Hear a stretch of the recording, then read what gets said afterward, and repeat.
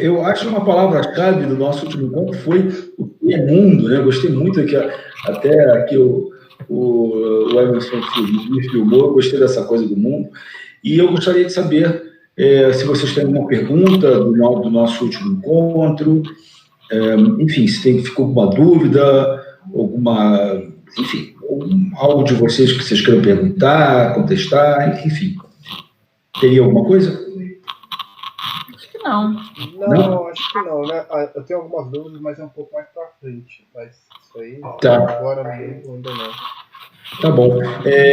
Qual a página que nós paramos mesmo? Vocês lembram? Que a Carol, a melhor referência da Carol que eu tô usando outra edição. Peraí.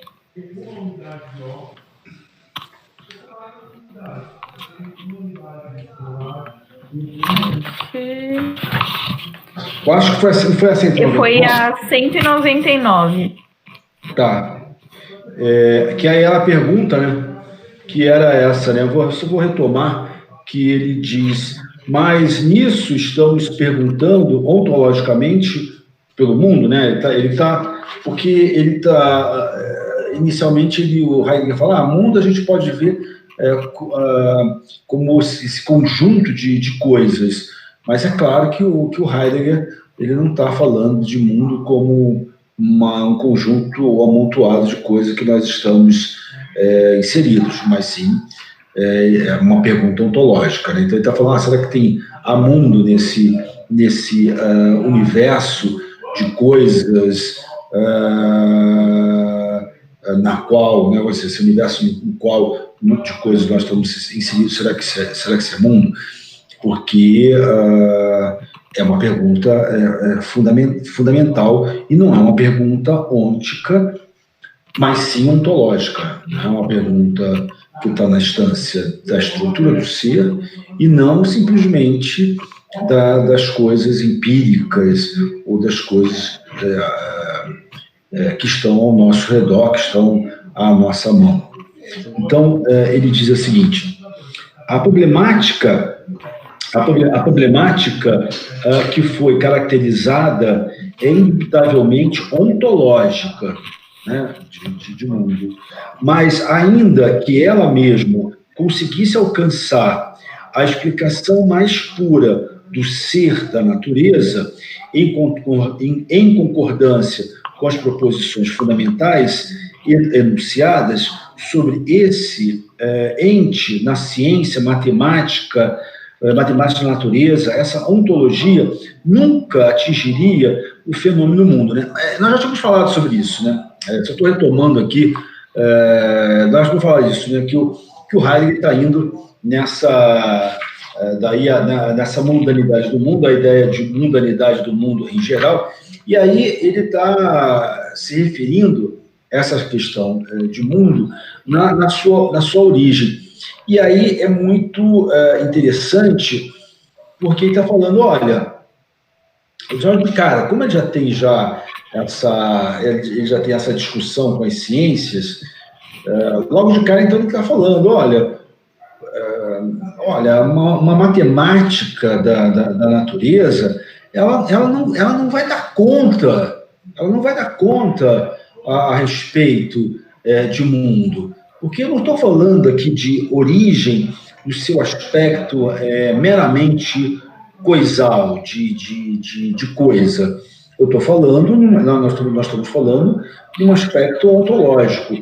Quer ver, só para a gente talvez aqui tentar esclarecer, é o que tem agora, esse final de semana, se eu não estou enganado, faleceu, quer dizer, se suicidou um grande ator, né, que é mais que assim, quem tem minha idade para cima, que conhecia, né, até quando era pequeno, tinha até um programa, uma série na televisão, enfim, é um cara que fez Cinema Novo, tem uma cena super bonita dele lá em Terra em Transe, enfim, é um cara já que viveu uma geração aí de uma época grandiosa do teatro e do cinema brasileiro. E aí ele deixa, né, ele se suicidou e deixa uma carta falando, tipo, fazendo ao mesmo tempo denunciando e falando, que saco foi esses anos de viver aqui nessa situação na qual nós encontramos. E aí cria uma polêmica a respeito se deveria ou não, como é que se diz, divulgar a carta dele. Eu, particularmente, assim, é uma questão, evidentemente, ética, porém, a base que o pessoal, assim, as pessoas que eram contra a divulgação dessa carta, elas tinham como fundamento a Organização Mundial da Saúde, o que tem a ver com a questão lá das pessoas que têm depressão. No entanto, fica essa polêmica, quer dizer, eu estou falando dessa polêmica aí da carta do Flávio Migliaccio, e as pessoas falaram que deveriam de publicá-la, porque elas estão fundadas justamente na OMS, em relação à questão da depressão.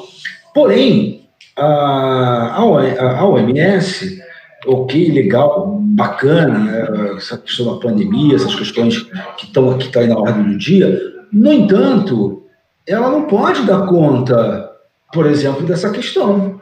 Sim. É uma questão, evidentemente, uma questão ética, mas ela não pode dar conta. Por que ela não pode dar conta?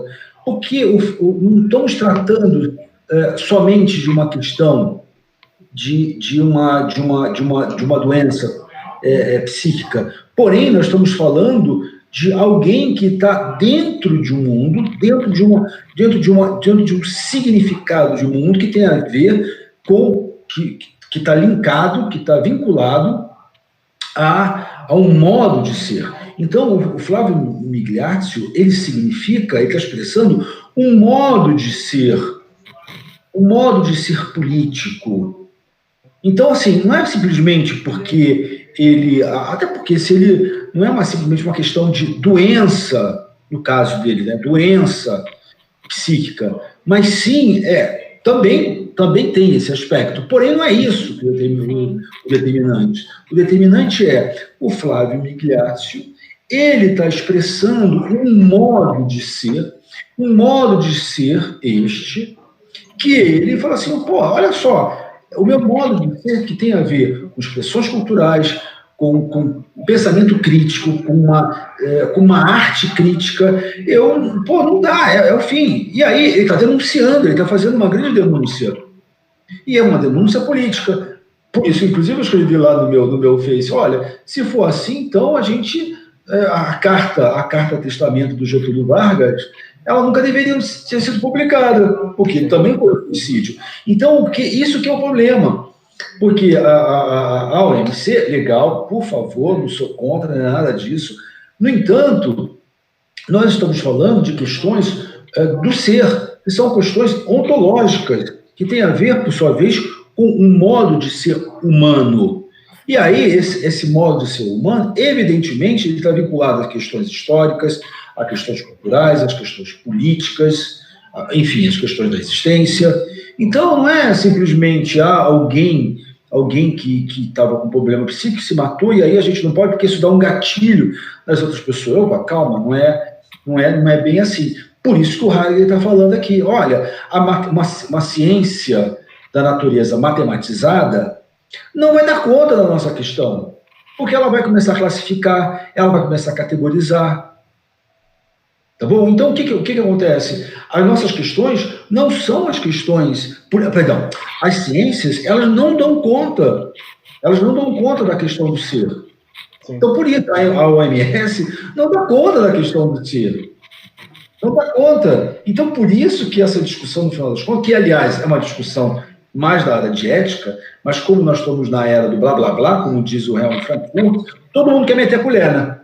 Todo mundo acha que pode meter a colher. Todo mundo acha, porque eu vi isso na OMS, pronto, eu vou... Ou a OMS agora vai dar conta de tudo. Não, vai dar conta. Claro, por favor, né? Depois a gente vai ter... Isso aqui a gente vai ser publicado. Não vamos confundir, tá? Com o discurso nem do Trump, e muito menos do Bolsonaro, tá? Que também são contra a OMS aqui. São questões que nós estamos discutindo, são outras questões, são questões da área... da filosofia. Sim. Tá bom?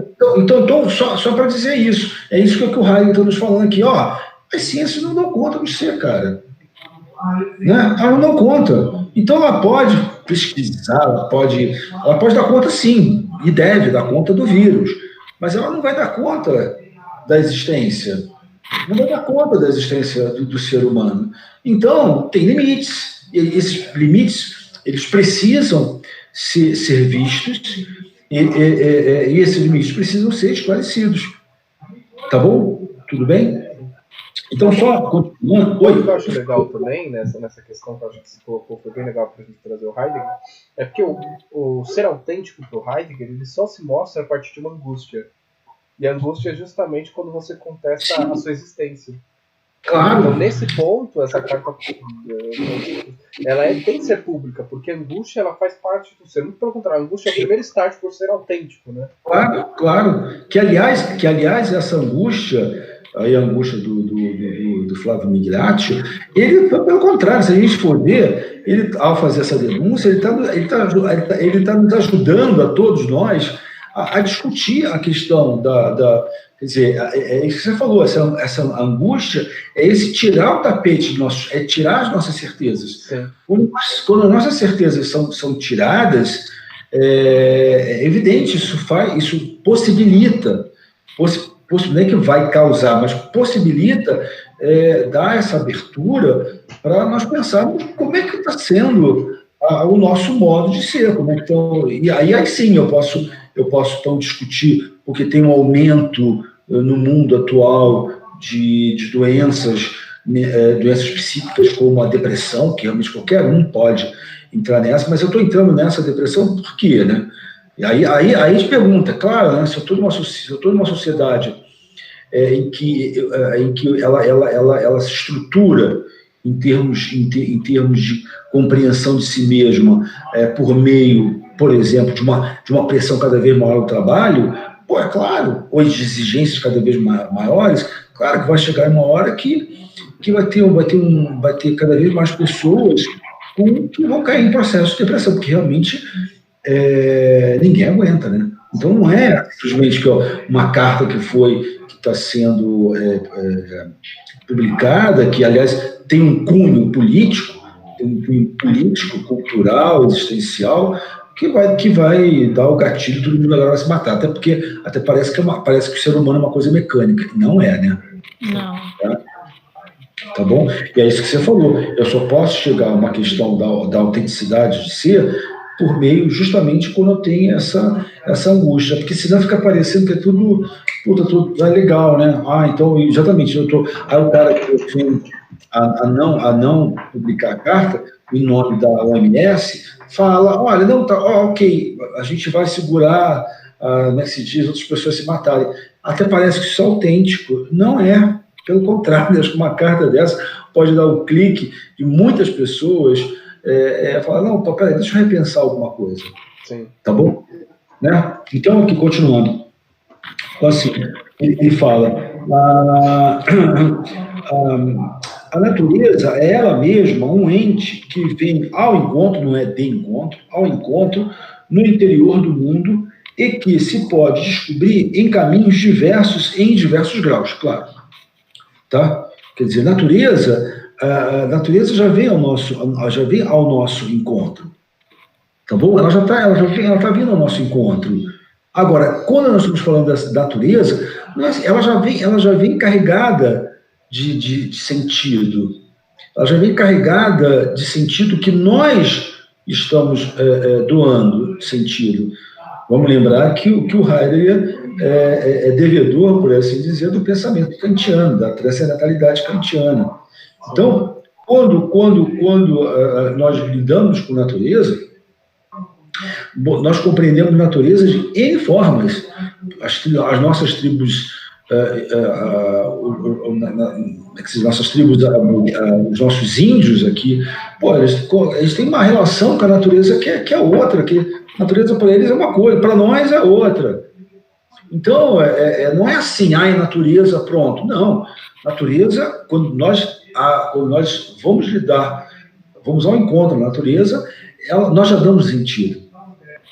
Então, por isso que não existe simplesmente uma natureza neutra. Não existe uma natureza neutra, por que não existe uma natureza neutra? Não existe, que é um discurso das ciências, queria sempre colocar algo neutro na natureza.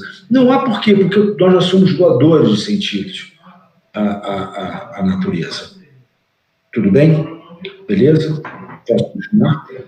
Então, assim, ele diz, devemos nos ater, por conseguinte, primeiramente, ao ente junto ao qual o Dasein se detém de pronto e no mais das vezes, isto é, junto às coisas providas de valor, né, que nós já tínhamos falado sobre isso, elas não mostram propriamente o mundo em que vivemos, talvez mostrem, de fato, de modo mais penetrante, algo assim como um mundo, entre aspas, um mundo. Mas essas coisas são também ente do interior do mundo. Então, aquilo que eu acabei de falar, por isso, ou seja, quando eu vou ao encontro, o mundo vem ao meu encontro, eu tenho já uma compreensão de ser, essa compreensão de ser, ela vai criar formas valorativas. Valorativas em que aspecto? No aspecto de eu dar maior ênfase em um significado, sei lá, de rio, de montanha, ou não. Também não podemos, quer dizer, como agora, né? O que é natureza para os garimpeiros que estão lá na Amazônia? É explorar. Natureza é um ente que precisa ser explorado.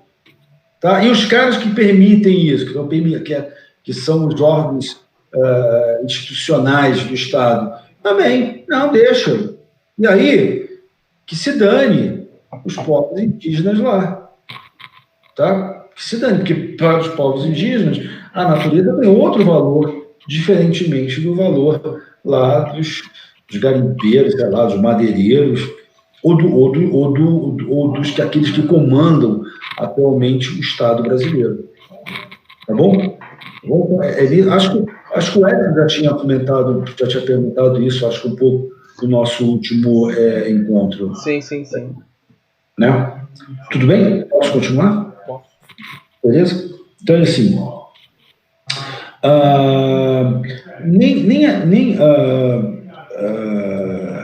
nem a descrição ôntica do ente, do interior do mundo, nem a interpretação ontológica do ser desse ente atingem, como tais, o fenômeno mundo. Aí ele vai colocar mais, então, assim, olha, nem nós descrevermos os entes de mundo, né, do mundo que compõe, tipo, sei lá, quando a gente está falando natureza, eu vou descrever a árvore, eu vou descrever o rio, a montanha, e nem também, agora, ele está falando de uma interpretação que eu posso dar ao mundo. Né? Na minha subjetividade, eu posso dar uma interpretação de mundo e fazer com que isso apareça, se dê como uma estrutura de ser. Então, aqui, na verdade, o que o Heidegger está nos falando não é nem a descrição de mundo das coisas e nem aquilo, aparentemente, que eu compreendo ou que eu interpreto como mundo, significa que seja mundo mesmo. Que venha a ser mundo. Eu tenho um ex-aluno meu de jornalismo que quer fazer lá no mestrado com a gente, no Mackenzie, e aí ele quer fazer a questão dos fake news e a questão lá da realidade. Aí eu falei para ele, a gente tem que perguntar o que é realidade. Né? Não, porque eu posso ter, porque fica parecendo que realidade é uma coisa já óbvia, né? Já é uma interpretação óbvia do que é realidade, e não é bem assim. É complicado, né? Essa pergunta, assim como parece que mundo já é óbvio, mudado, né?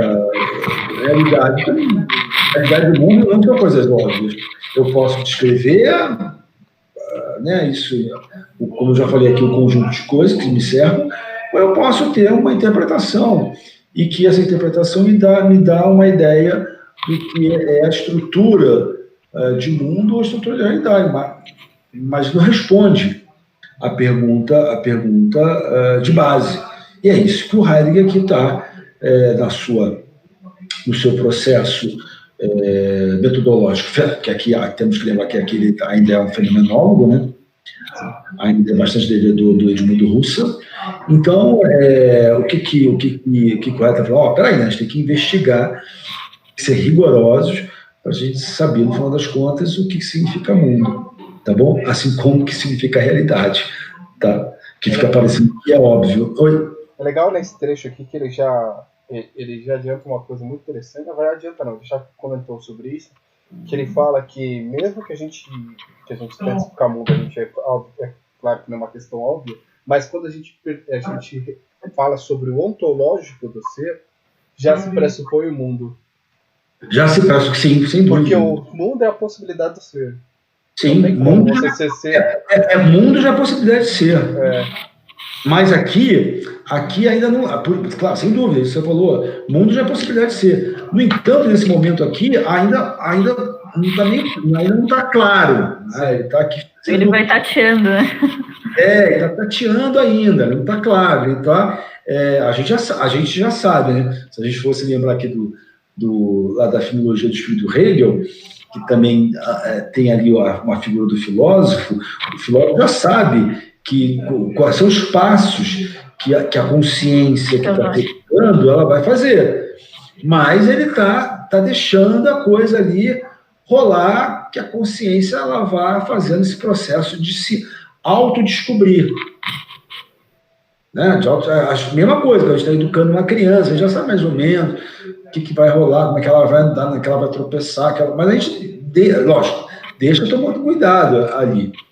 Mas a gente já sabe o que vai rolar. Por que a gente já sabe? No caso lá do Hegel, porque ele já passou por todo esse processo.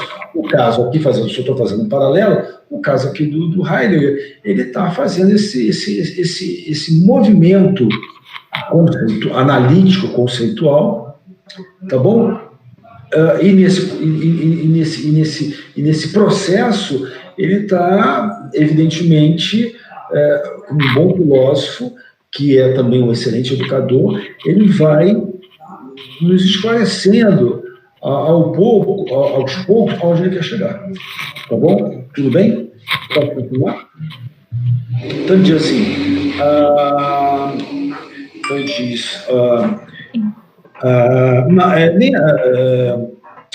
então, não se pode falar, afinal, de mundo, entre aspas, em geral, como uma determinação do mencionado ente, mas denominamos, contudo, esse ente de ente do interior do mundo.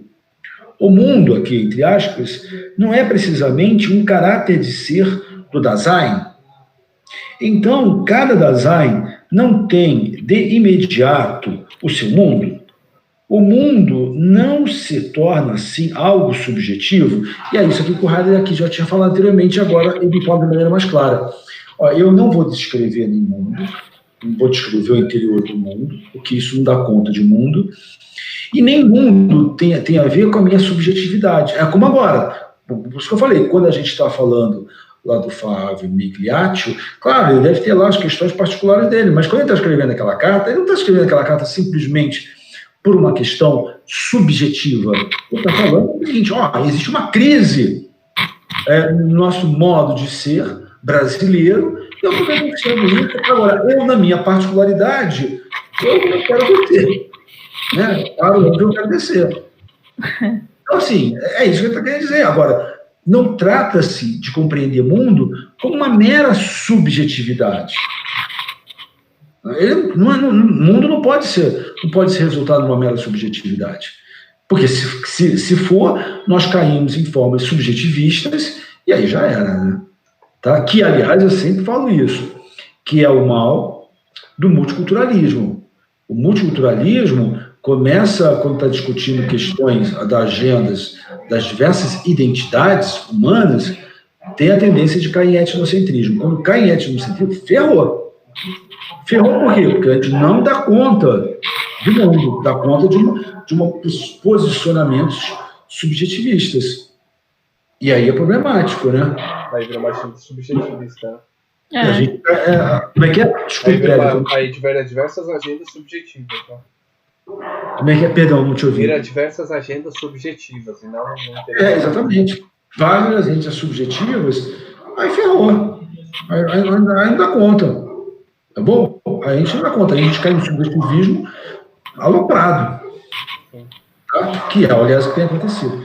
Então, continuando, ele diz: neste caso, como poderia ainda ser possível um mundo, entre aspas, comum, também entre aspas, em que, no entanto, somos? Essa pergunta pelo mundo deve ser feita: qual o mundo visado? Nem este, nem aquele, mas mundanidade do mundo em geral. Qual o caminho para atingir esse fenômeno? Então, aqui, isso é interessante, quando o Heidegger está falando, então, de mundo, e aí ele está falando o seguinte: olha, na verdade, quando nós estamos falando de mundo, nós estamos falando da sua mundanidade. Ou seja, falando de maneira meio não, totalmente dentro de um gerúndio, né? É o famoso sendo, né? Eu estou sendo. Então, assim, ele tá justamente nisso. Olha, eu não posso falar, eu só posso falar de mundo se nós estivermos nos referindo justamente à sua mundanidade. O que é a sua mundanidade? É o seu estar sendo. Se a gente fosse fazer um paralelo com o pensamento do Marx, é a questão lá da praxis. Da praxis política. Você pode falar de política se eu estiver na sua praxis, se eu estiver no seu sendo político. Sim. Né? Então é isso que o Heidegger está falando. Quando nós falamos de mundo, necessariamente nós falamos de mundanidade. É por isso que quando nós falamos, né, Carol, de arte, de cinema, nós estamos falando do cinema sendo. Sim. Né? Nós estamos falando desse sendo lá, do filme que nós amamos, aquele lá que você vai estudar, né? Esqueci agora o nome do... O Stalker, do Tarkovsky. Do Tarkovsky. Solaris. Né? O Solaris. Caramba. Né? Por isso que o Solaris... O que o pai lá do... Esqueci o nome do personagem principal do Solaris. O Chris. O Chris. Quando o pai dele fala: puta, você não é... Aí ele fala: você não é um cientista, você é um contador, caramba, você é horrível, você não quer... Você não sabe. Não me representa, você não é meu filho. Quase. Você não é humano, cara, né? Porque você não tem. Aí ele fala: você é um perigo pro cosmos. Você é um perigo pro cosmos. Por que o Cris é um perigo pro cosmos? Porque ele não está sendo. Ele está sendo o quê? Um técnico. Só isso. Por isso que ele vai lá na estação lá do Solaris para fechar, mas ele não quer compreender o fenômeno. Não. Ele não quer compreender esse sendo. Ele só quer... Ele se coloca fora disso, né? Ele está fora. Então, por isso ele está... O Cris, ele está só no... ele não está na mundanidade do mundo, da existência. Ele não está na mundanidade da própria ciência. Por isso que o pai dele fala assim... Por isso que o pai dele dá um chapalhão nele. Assim, pô, cara, você... Né? Ele fala: você é horrível. Você é horrível, você é um perigo. Homens como você é um perigo para o mundo. E o mundo está cheio de crise. Né? O crise até ainda é legal, né? Porque se a gente for pensar atualmente no Brasil, é bem pior. Em termos de comparação, né? Não, então, por isso que o Heidegger está falando. Não adianta ficar simplesmente dizer o que é mundo. Nós temos que justamente estar nesse sendo de mundo. Por isso não adianta só falar: o MS está falando que não pode falar da carta. Isso é só mundo, mas eu tenho que ver a mundanidade. Ou seja, quando alguém está se suicidando, tem vários motivos, está sendo. Está sendo. É denúncia política, sei lá, querer dar recado para o mundo, sei lá, enfim, para as pessoas. É isso. Então, por isso que eu estou falando, porque se eu fico só no mundo, se eu não considerar a mundanidade do mundo, ou está sendo o mundo acaba ficando calcificado, acaba ficando essencializado, substancializado. E é isso que o Heidegger não quer. Não quer em que aspecto? Ele fala, porque isso não vai dar conta do ser. Nós vamos cair de novo na esparrela, nós vamos cair na esparrela do essencialismo, da essência. Né? De novo, vamos cair aqui num aspecto da metafísica, que faz com que a razão faça esse caminho de apreender a essência. Mas então, não existe essência, não tem essência.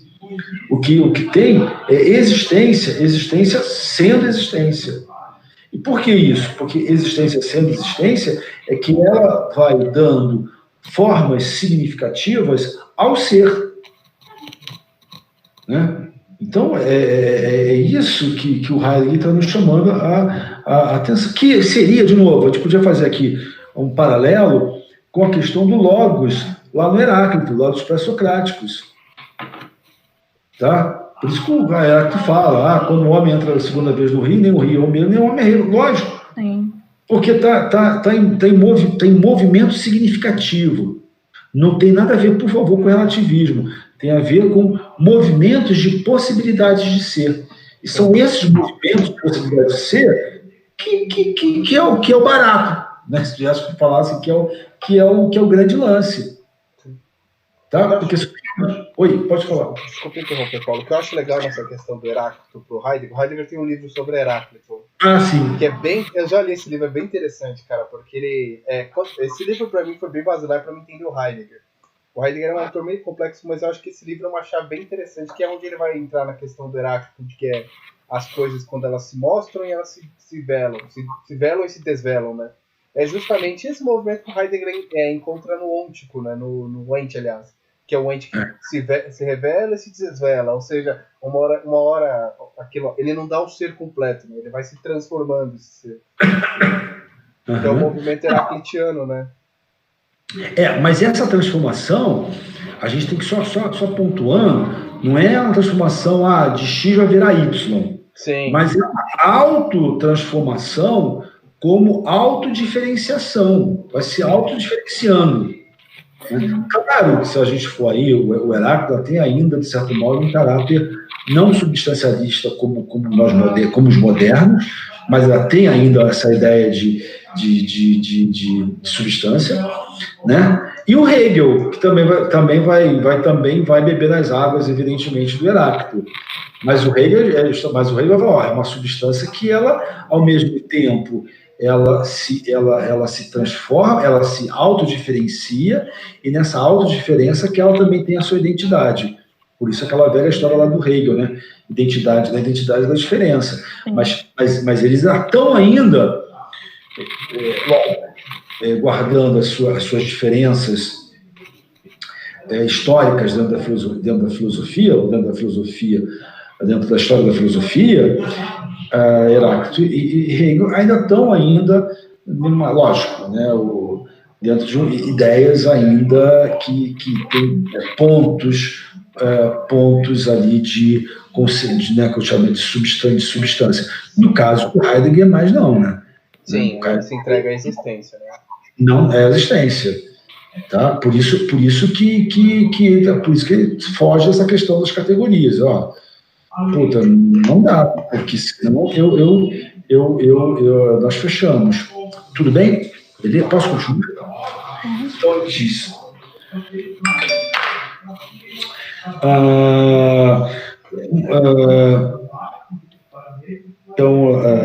Então diz, mundanidade é um conceito ontológico e significa a estrutura de um momento constitutivo do ser no mundo. Mas este, nós o conhecemos como uma determinação existenciária, né, eu falei existenciária, do Dasein. Mundanidade é o seguinte, ela mesma um existenciário, né? Por isso que ele está falando desse existenciário aí, tem diferente da existência, né? O existenciário tem a ver com relação com o ser, E a existência são, né, são as coisas, né? O celular, enfim, o óculos, a camisa, né? Isso aqui existe, mas isso não é um existenciário. Por quê? Por que isso aqui? Por que minha camisa não é um existenciário? Porque a minha camisa não tem uma relação com o ser. Porque eu sou um existenciário, porque nós somos existenciários, porque nós temos uma relação com o ser. Então, olha que interessante, essa mundanidade que o Heidegger está falando é já com a relação com o ser. Aliás, por isso ser e tempo. Né? Sim. O mundo como forma de conceber o ser, né? Como é que é? O mundo como forma de conceber o ser. Exatamente, o mundo como forma de conceber o ser. E essa forma de conceber o ser já sendo, né? Já sendo ontologicamente, né? já está ali. Tá? Somos nós aqui, quando nós estamos aqui, nós estamos já, que isso que a Carol falou, nós já estamos dentro de uma concepção de ser, sendo, já nessa mundanidade aqui do nosso encontro, tá? da nossa tarefa aqui de leitura. Então, por isso que essa concepção de ser, como a Carol bem chamou a atenção, já está sendo, é isso que o Heidegger está nos chamando a atenção. Tá bom? Beleza? Então, assim, ele diz, continuando. Ele diz, mas este nós, só repetindo aqui, mundanidade é, por conseguinte, ela mesma um existenciário, como eu falei. Quando perguntamos ontologicamente pelo mundo, né? Então essa mundanidade, ela aparece quando nós perguntamos pelo mundo. Quando nós estamos perguntando pelo mundo, nós já estamos dentro da mundanidade, que é um existenciário, né? Já é um existenciário, né? Então ele diz assim, só repetindo a frase, quando perguntamos ontologicamente pelo mundo, de modo algum, abandonamos o campo temático da analítica do Dasein. Mundo, entre aspas, não é ontologicamente uma determinação do ente, que em sua essência, o Dasein não é, mas um caráter do Dasein ele mesmo. Isso não exclui, porém, que o caminho da investigação do fenômeno mundo passe pelo ente do interior do mundo e por seu ser. A tarefa de uma descrição fenomenológica do mundo é tão pouco manifesta que já uma sua determinação suficiente exige essenciais elucidações ontológicas, que ele vai fazer agora. Ele diz, a partir das considerações feitas anteriormente e do frequente emprego da palavra mundo, salta aos olhos sua polissemia. Pode-se desfazer a confusão dessa polissemia pela indicação dos fenômenos visados nas diversas significações e pela conexão entre eles. Então, número 1, ele diz, mundo é empregado como conceito ôntico e significa, então, o todo do ente que pode subsistir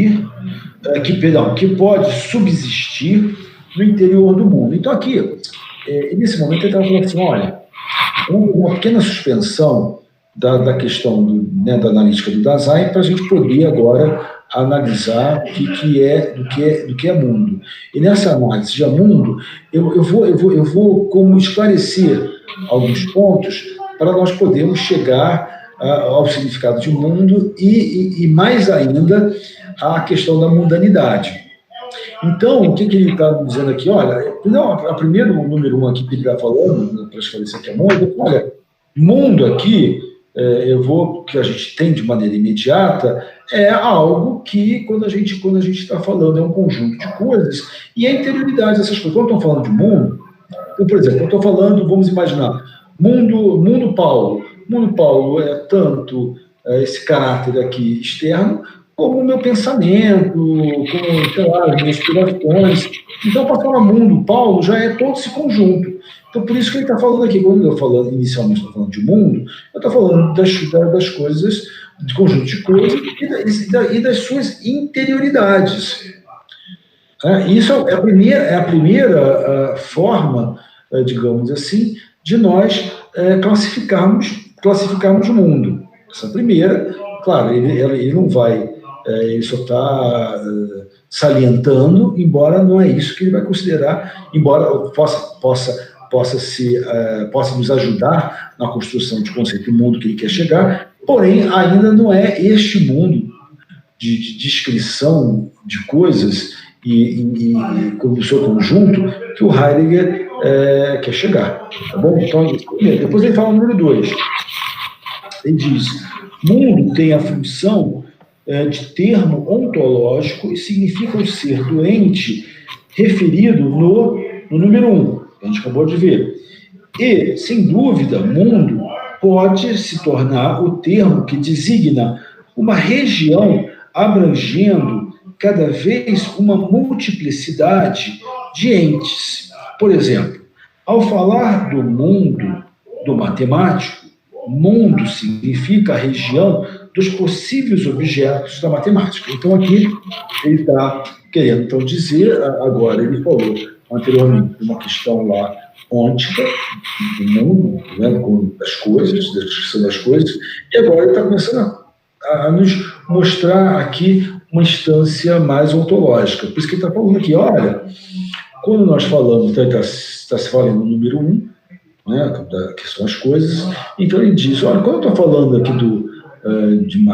quando ele fala da matemática, mundo da matemática, ele está querendo se referir às coisas da matemática.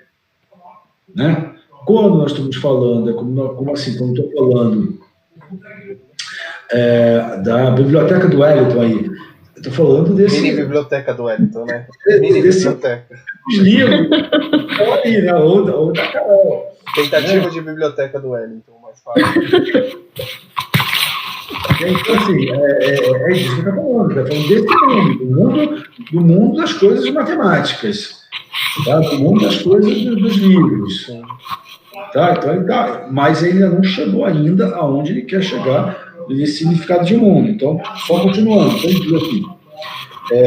Né, que eu estou falando então aqui de biblioteca, estou falando das diversas regiões possíveis de livros. Né? Tá bom?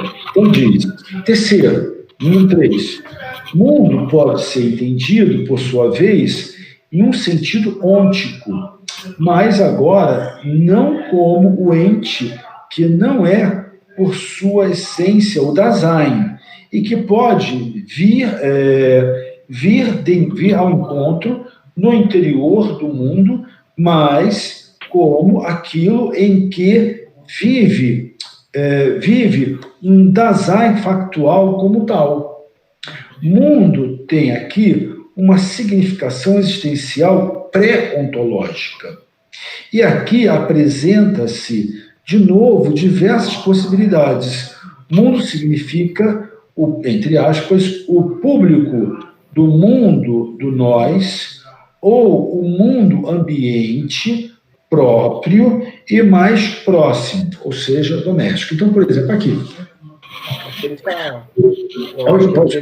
Aqui ele está discorrendo mais sobre o item 1, né?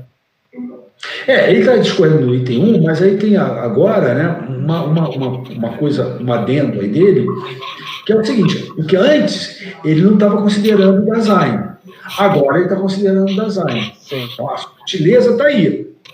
A diferença do número para o número. Aqui ele está fazendo uma Aufhebung meio hegeliana, né? Ele está passando e conservando. Tá subindo a escada, né? Então, assim, número 1, ele está falando que é isso aqui. É o típico alemão, né? Aí o número 2 já é onde.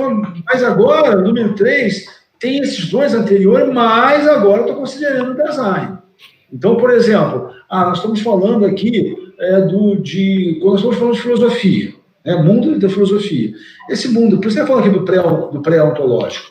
Olha, quando estamos falando do mundo de filosofia, tanto vocês como eu estamos nesse mundo, mas nós já estamos, de uma maneira pré-ontológica, tendo uma compreensão do que é o mundo de filosofia. Essa compreensão do que é o mundo de filosofia que faz, por exemplo, né, aparecer livros aí atrás do Wellington, faz aparecer livros atrás da Carol, entendeu? Então, da Carolina. Então, quer dizer, é isso que ele está falando, porque isso não está já pré-determinado. Tá? Que a gente está fazendo filosofia, não está pré-determinado que a gente já vai ter uma biblioteca. Mas... Deveria, né? Mas né? Infelizmente... Aparece. Não, mas aparece. Porque se você tem um interesse na filosofia, claro, isso vai, entre aspas, naturalmente vai aparecer. Você vai montar a sua biblioteca. Provavelmente a sua biblioteca ela já vai ter uma visada, como a gente diz, colocou de maneira coloquial, vai ter uma pegada mais de livros de filosofia. Vai ter também literatura, vai ter coisas de sociologia, vai ter coisas de política, mas provavelmente a pegada vai ser livros de filosofia. Mas isso não está nada simplesmente já pré-determinado. Então, o que acontece? Como eu estou nesse mundo, né, nós estamos nesse mundo da filosofia, aí eu posso reconhecer, eu posso me reconhecer aí em vocês, no livro, nas coisas que estão aí, tá? Eu posso me reconhecer nisso, tá bom? Ou, claro, eu não estou aqui ainda com o vinho, quando eu estou aqui depois, né, o vinho e a cerveja, mas eu me reconheço, lógico, por quê? Porque a gente está dentro de... Né, nós fazemos parte de um mundo que nós gostamos de beber, né, enfim. Carol, né? já volta, viu, Paulo? A internet dela caiu, mas ela já volta. Tá bom. O que caiu? A internet da Carol caiu, mas ela já volta. Tá bom? Então, é isso. Sim. Deu para compreender? Então, pô, eu vou... Aí eu posso reconhecer, uma boa. Tá joia? Então ele fala... Agora tem o número 4, então ele diz...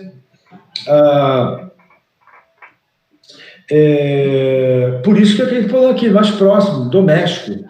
Então, quando eu estou aqui falando quando eu vejo os livros de vocês, eu me sinto em casa. Tá bom? Eu me sinto, estou em casa.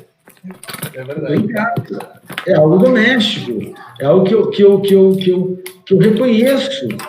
De certo modo, lá dos textos, depois para frente do Heidegger, que nós já até vimos, acho que em aulas, que vocês aula comigo, é a nossa Heimat. Lembra o conceito lá de casa? Lá sim. Habitar, né? É o nosso habitat. Tá bom? Que ele não vai usar aqui, é o nosso habitat. Sim. Tá bom? Então ele diz aqui, número 4. Então ele diz, ele fala... Mundo designa, finalmente, o conceito ontológico existenciário da mundanidade. Agora né, aqui ele usou um método bem hegeliano, né? Começa ôntico, sem Dasein, depois ontológico sem Dasein, depois ôntico ontológico com Dasein, e agora, então, ele completa e fala... É um alemão, né? Mundo, aí agora ele... abre para o significado de mundo. Então ele fala, mundo designa finalmente o conceito ontológico existenciário. Por que está falando ontológico? Porque você pode ter um ontológico sem perguntar pelo ser, você pode só perguntar pela estrutura. Sim. E agora ele fala ontológico existenciário. Ou seja, nós agora estamos falando de uma estrutura ontológica que pergunta pelo ser. E se é que pergunta pelo ser, por isso ele fala, né? Agora o Dasein aparece, tá? Porque é o Dasein que está nessa estrutura, que está nessa instância ontológica existenciária. E aí ele fala, mundo, então é o quê? É o conceito ontológico existenciário da mundanidade. Então, mundo é, no final das contas, já que a gente quer reduzir, mundo é o quê? Mundo se trata do ontológico existenciário da mundanidade. Ou seja, o mundo está sempre sendo isso que a Carol já tinha falado anteriormente, sendo a partir de uma compreensão que nós interpretamos como uma forma de conceber o ser. E essa forma de conceber o ser é mundanidade. Por que mundanidade? Porque já está sendo. Sim. Já está na sua... acho que elas falar aí, dentro de uma forma coloquial, já está na sua prática. Sim. Está sempre na sua prática. Ou seja, a nossa prática, isso aqui que nós estamos fazendo aqui, essa nossa prática aqui nesse momento, já é mundanidade da filosofia. Já é mundanidade ontológica existenciária da filosofia. De discutir filosofia, de se fazer filosofia. Né? Por isso que eu sempre falo para meus alunos, você sabe disso, que eu ficava pé da vida quando ninguém está falando, eu sou professor, não, vocês estão sendo professor de filosofia, não filósofo. Caramba! Pô, vocês estão sendo filósofo também transformando para ser professor, mas, aliás, para ser professor, precisa ser filósofo. Para ser professor de filosofia, você precisa ser filósofo. Precisa estar na mundanidade do pensamento. Sim. Precisa estar na mundanidade. Se não tiver na mundanidade, como é que você vai ser professor de filosofia? Pré-professor de filosofia já pressupõe, porque senão a concepção que se tem de professor de filosofia é o cara que fica guardando todos os conceitos e passa para os alunos saberem, digamos, ler corretamente as obras. Pô, mas isso... vazio, né? Esse é vazio. Tá bom? Isso é vazio. Se você não estiver na mundanidade da filosofia, já era.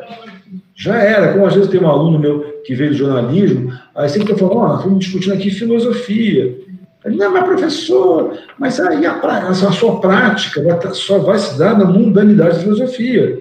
Lógico, você pode depois até discutir outras coisas, mas se você não sacar isso, aí é óbvio que você vai estar fora da mundanidade da filosofia. Vai ficar só no blá blá blá. Tá bom? Então, só continuando, então aqui, então só repetindo, aí ele fala a mundanidade, ela mesma, modificar, olha que barato, claro, a mundanidade, ela mesma, modificável nos respectivos, todos estruturais, cada vez próprios dos distintos, entre aspas, mundos particulares, mas contém em si o a priori da mundanidade geral. Olha que legal. Então, assim, nós temos aqui uma mundanidade geral da filosofia, mas esse a priori, por exemplo, quando nós estamos aqui pensando filosofia, nós três aqui, nós já estamos nessa mundanidade. Então, essa mundanidade da filosofia, porque ela é móvel, ela se transforma, ela pode ter essa prática que nós estamos tendo aqui. Isso ele pega do Dilthey, né? Esses termos ele pega do Dilthey, essa ideia da intramundanidade, né? Provavelmente, né? Provavelmente, porque, não, esses caras pegam tudo aqui, você eu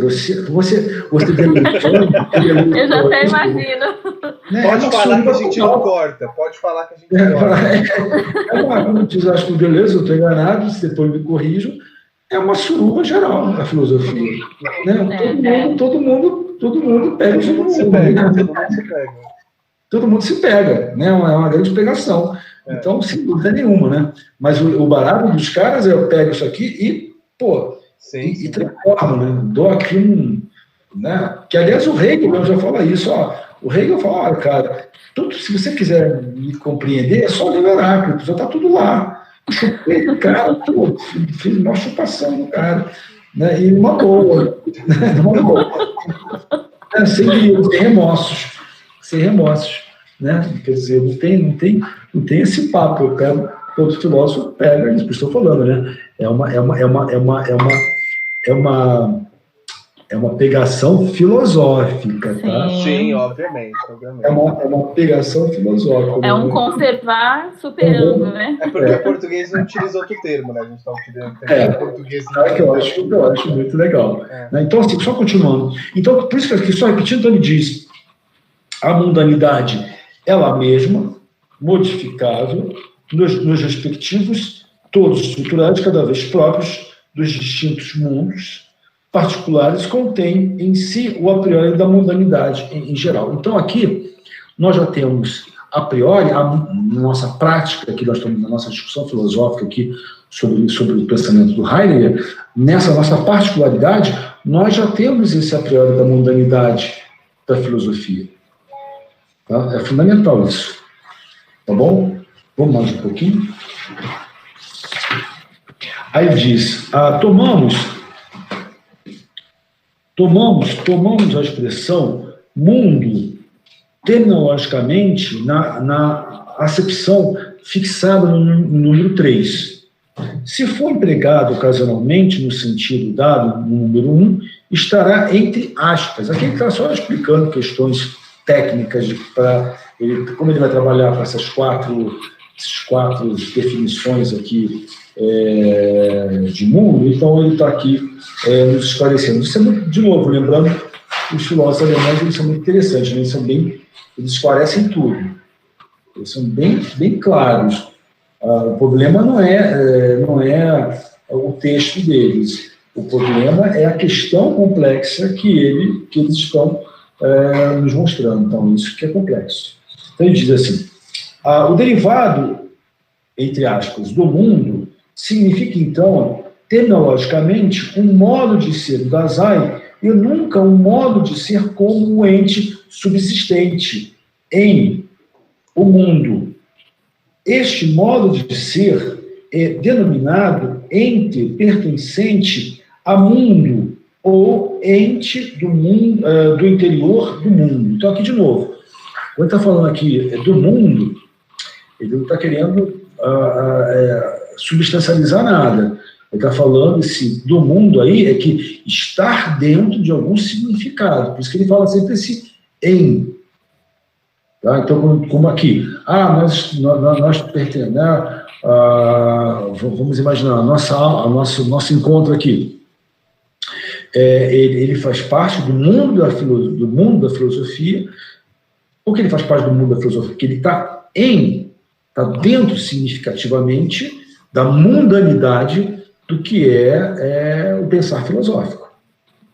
Tá? Então, é nisso que ele está falando. Olha, esse do mundo significa estar no mundo, estar em um mundo. Estar em um mundo significa estar em uma mundanidade. Estar em uma mundanidade significa o quê? Estar dentro de uma concepção de ser. Tá? Concepção de ser que tem a ver, então, com o existenciário. O que é o existenciário? Tem a ver com perguntar pelo ser, compreender o ser, e nessa compreensão de ser, já estar sendo. Esse estar sendo é mundanidade. Bom, é sempre mundanidade. Então, por isso aqui, nada é estático, digamos assim. Nada é estático. Então, ele fala, um olhar na ontologia proposta até agora mostra que, ao mesmo tempo que não vê a constituição do Dasein, que é ser no mundo, salta por sobre o fenômeno da mundanidade. Em lugar disso, procura-se interpretar o mundo a partir do ser doente subsistente no interior do mundo, o qual, além disso, de modo algum é descoberto de imediato, a saber, a partir da natureza. Então, assim, claro, mundanidade do mundo não tem nada a ver com algo estático, ou não tem nada a ver com algo subsistente. Então, por isso que eu não vou ver a mundanidade do mundo na natureza. Tá? Então, todo esse discurso sobre a natureza, falando da natureza, para o Heidegger, isso não tem sentido. Tá? Por que não tem sentido? Porque ele não está falando mais de uma perspectiva essencialista. Tá? Claro, isso não significa, por favor, com as discussões que nós temos aqui sobre a manutenção da Amazônia, da natureza, lógico, todos nós queremos a manutenção da Amazônia, manutenção, tudo isso. Mas eu não vou explicar mundo simplesmente por causa disso. Simplesmente por causa do ambiente, né? Do meio ambiente. Do meio ambiente. Tá bom? Eu não vou explicar mundanidade para o meio ambiente. Não. Eu não vou compreender o homem por causa do meio ambiente. Porque, claro, no final dos contos, o que está em jogo aqui é o homem, é o Dasein. Tanto que o mundo tem a mesma estrutura do homem, né? Que é o ontocontológico. O mundo, para o Heidegger, tem a mesma estrutura do homem, que é o ontocontológico. É o ontocontológico. É o ontocontológico existenciário. Por que existenciário? Porque ele está perguntando sempre pelo seu ser. Ele tá perguntando, o que é perguntar pelo ser? É sempre perguntar pelo sentido. Pelo sentido que está dando logicidade. Tá bom? A nós. Logicidade não no sentido tradicional. Mas está ganhando, né? É isso que está dando significado. Está dando significado a nós. Tá bom? Então, continuando aqui, ele diz... acho que... mais um pouquinho. Então, ele diz assim... em lugar disso, procura-se interpretar o mundo a partir do ser doente subsistente no interior do mundo, o qual, além disso, de modo algum, como já repeti, isso eu estou repetindo, de modo algum é descoberto de imediato a saber a partir da natureza. A natureza, entendida categorialmente, é um caso limite do ser de um possível ente do interior do mundo. O Dasein só pode descobrir o ente como natureza, neste sentido, em um modus determinado do seu ser no mundo. Esse conhecer tem o caráter de uma determinada desmundificação do mundo. Natureza, entre aspas, como conjunto categorial de estruturas do ser de um ente determinado que vem ao encontro do interior do mundo, nunca pode fazer que a mundanidade seja entendida. Do mesmo modo, o fenômeno da natureza, também no sentido, por exemplo, do conceito de natureza, do romantismo, só pode ser ontologicamente apreendido a partir do conceito mundo, isto é, a partir da analítica do Dasein. Então é aquilo que o Hélio estava falando. Eu só posso falar de mundo dentro dessa estrutura ontológica do Dasein. Então, por isso que ele está falando, olha, se eu quiser falar de natureza, se eu quiser achar que mundo tem a ver com essa natureza que nos é dada, mas é besteira. Uhum. Por isso que ele está falando. Nós precisamos, por isso, aqui ele retoma. Tá? Quer dizer, primeiro ele tinha dado uma suspensão a respeito sobre a analítica da analítica existenciária do Dasein lá anteriormente, lá no texto, quando ele estava falando de mundo. Depois daqueles 4 pontos que ele descreve para nós compreendermos o mundo, aqui finalmente ele fala, olha, se eu quiser falar de mundo como natureza, o que eu faço? Eu tiro o mundo, eu não tenho mais mundo. Fala, só porque eu queria a natureza para dar conta de um mundo, não dou. Pelo contrário, eu acabo desmundificando o mundo. Eu não tenho mais mundo. Tá? Por isso eu falar. Então, por isso que quando vocês muitas das vezes aprendem na faculdade de filosofia, que eu não sou filósofo, eu sou professor de filosofia, acabaram com o mundo do pensamento. Uhum. Acabaram. Não é nem professor, nem nada. Acabaram. Né? É um mero técnico, acabou com tudo. Então, justamente isso. Trabalha só com representação, né? Trabalha só com representações. Tá? Representações. Então, é isso que o Heidegger está falando. Olha, aqui para terminar, né? Quando estamos falando de mundo, nós estamos falando justamente, aqui tomando a fala do Wellington, nós estamos falando aqui da analítica existencial. Pessoal, vamos parar por aqui, por hoje? Vamos. Tá bom? Aí vamos ver se a gente retoma. Se der, a gente tenta fazer uma coisa. Vamos tentar fazer aquele teste na próxima aula, né? Para não perturbar aqui a casa do meu colega. E aí, se não der certo, infelizmente, ele vai ter que nos receber aqui de novo, infelizmente. Então, pessoal, agradece ele aí. Sim, vou agradecer. Valeu, obrigado. Paulo. Valeu. Tchau, tchau. Tchau, boa noite. Boa noite. Tchau, tchau.